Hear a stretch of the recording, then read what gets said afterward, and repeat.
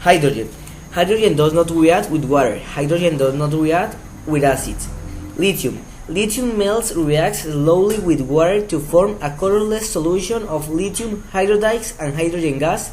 The solution is based because of the dissolving hydrides. The reaction is exothermic, but the reaction is lower than the sodium.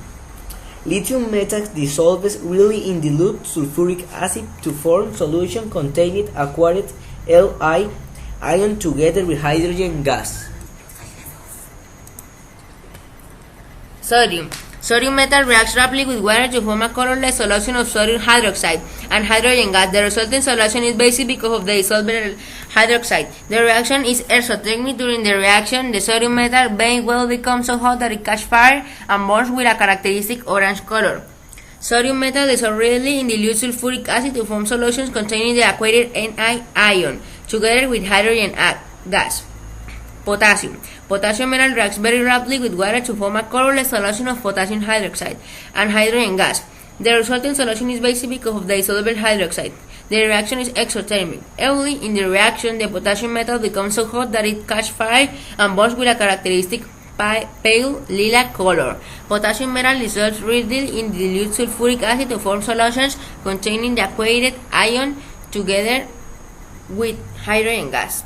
Rubidium. Rubidium metal reacts very rapidly with the water to form colorless solution of rubidium hydrides and hydrogen gas. The solution is basic because of the dissolving hydrides. The reaction is very exothermic. The reaction is so fast that if reaction is carried out in the glass vessel, the glass container will shatter. Rubidium metal dissolves really in dilute sulfuric acid to form solution containing aquated Rb ion together with hydrogen gas. Cesium. Cesium metal reacts rapidly with water to form colorless solution of cesium hydrides and hydrogen gas. The resolution solution is basic because of the dissolvent hydrides. Cesium metal dissolves really in dilute sulfuric acid to form solution containing the aquated Cs ion together with hydrogen gas. Francium. Francium is very square and expensive. It is unlikely that anyone has ever reacted the metal with water. However, given that all other group 1 elements react to form colorless solution of the hydrides and hydrogen gas. I'm not sure this reaction has been ever done, but one would predict that francium metal will be dissolved very readily and in dilute sulfuric acid to form solution containing aquated Fr ion together with hydrogen. Beryllium metal does not react with water or steam, even if the metal is heated or red-heated. The surface of beryllium metal is covered with a thin layer of oxide that helps protect the metal from attack of acid.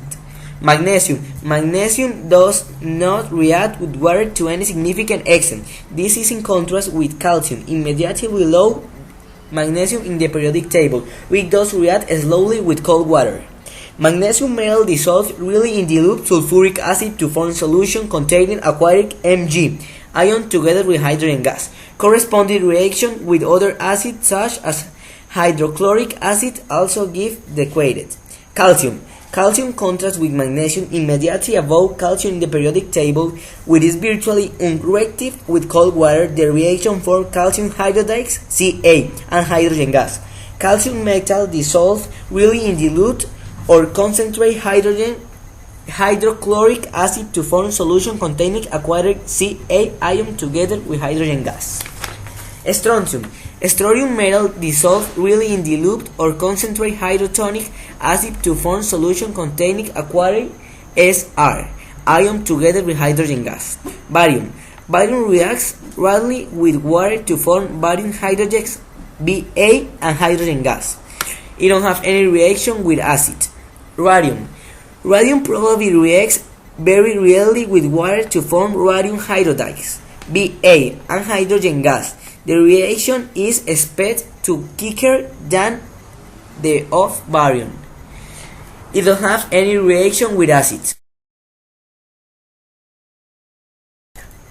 Thomson experiment. His experiments were all conducted with what is known as a cathode ray tube. So firstly, I will try to explain what it is and how it works. A cathode ray tube is a hollow sealed glass tube which is under vacuum, has had all the air sucked out of it. Inside at one end is an electrical filament, which is actually called the cathode in this experiment, just like the one inside a light bulb. At the other is in the end a fluorescent screen, which is just like an old-fashioned TV screen. You pass an electrical current through the filament and it starts to glow. At the same time, you connect the filament and the fluorescent screen together with an electrical source. Then this puts an electrical field between the screen and the filament, and if the screen is positive, then the electrons from the filament will stream towards the screen, causing it to glow. At the time Thomson started his work, the glow set on the screen was mysterious and nobody knew what it was. They knew that some sort of the ray tube was coming from the cathode, and that there was some sort of negative charge emitted from the cathode too, because an electrical current flowed in the circuit between the screen and the cathode. Thomson set up his cathode ray tube but placed a magnet above the path of the rays. He found that the rays were bent and the negative charge was bent exactly the same. They are in fact very light and carry the same amount of charge as the hydrogen ion, but exactly opposite because they are negative.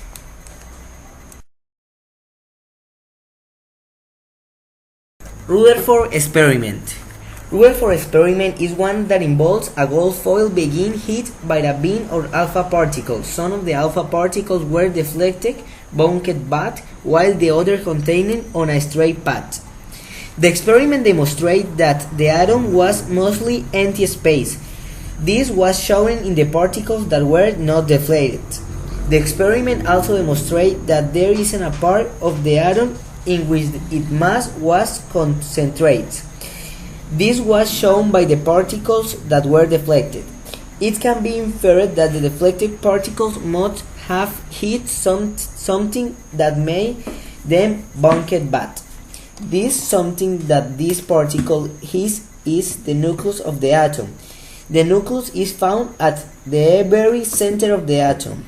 This is where the mass of the atom was concentrated. Later on, the protons and neutrons were discovered as part of the nucleus. Rutherford's contribution to the development of the atom is in discovery of the nucleus. We attribute him the nuclear model of the atom.